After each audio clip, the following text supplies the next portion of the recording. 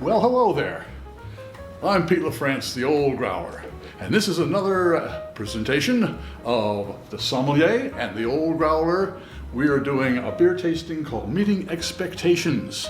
And what we do is we take a look at the beer can, we read it off, and see if it meets expectations. But first off, let's introduce you to our host, Fred Dex, Master Sommelier.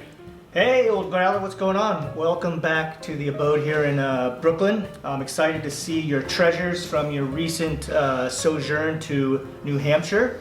And let's check these guys out and see if they meet expectation. Let's see what we've got.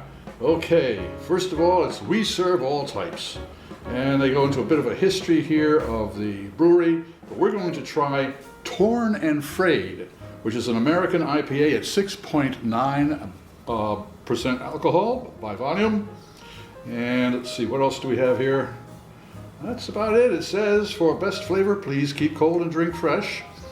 And what they've done is they've pretty much got a standard label on here. I hope you can see that.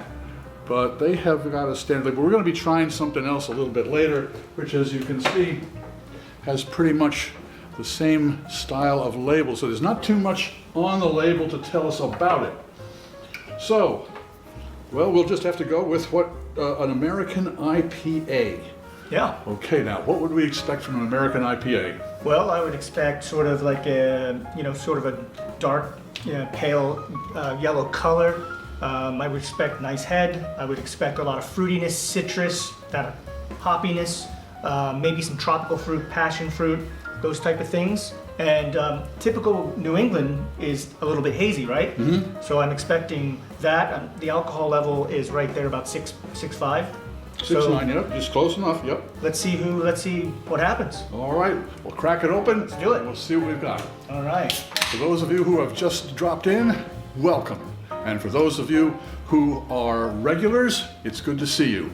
All right. Really hope that what you can do is just click on the subscribe button and don't forget to click the bell, because that way you won't miss any of our presentations. Look at that beautiful head. Yeah, that's what I was saying, that darker, not amber, but like a darker sort of pale straw color there. Yeah. And that beautiful head. Not quite caramel, but it is almost orange, really.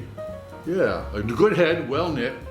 And let's see. Now, IPA should be probably served at around 50 degrees Fahrenheit. This came out of the refrigerator a little while ago. We're just going to test it out here. And it's almost right on 54 degrees Fahrenheit. So Perfect. I'm wondering who these folks are. Do you know the story behind these two? that would be an interesting thing to find out. The people who are on the label. I'll have to ask Pete Eggleston and see what he's got to say about that. Cool. Okay, well we've got a good Cheers. head. Cheers. Let's see what the aromas are.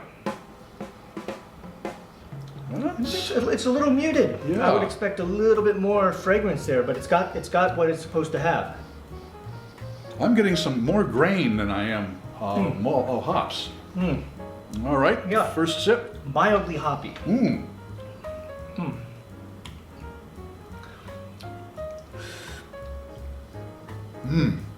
Now, the hops come through on that. There certainly is. What would you say? How would you describe that? Well, actually, I was hoping for a little bit more hoppiness. I think this is not as citrusy and tropical. It's more like tree fruit, apple, pear, almost peach, apricot, nectarine. That little floral pininess is there, but it's fairly mild. And I think you called it. There's a maltiness to this that is really sort of in the back of the tongue. It's got this sort of creamy maltiness that I don't expect necessarily with a New England brewed IPA. That's true. And that also, color would say so too. Yeah, that's right. And it definitely isn't as hazy as I was expecting. Yeah. But boy, that is a well balanced for sure, especially with that malt. The malt with the background, the malt subnote there is a nice sweet balance too.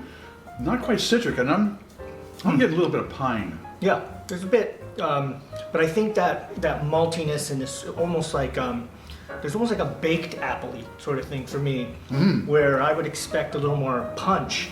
So Yeah, this is a unique. If I picked this beer up and I saw it was from New Hampshire, and I wasn't in New Hampshire, if it was here in New York and I saw New England brewed IPA, I would expect something a little different. But that said, it's a pretty nice beer. You know, so I think it's just a little bit maltier than I would expect. Right. Grainy, as you described.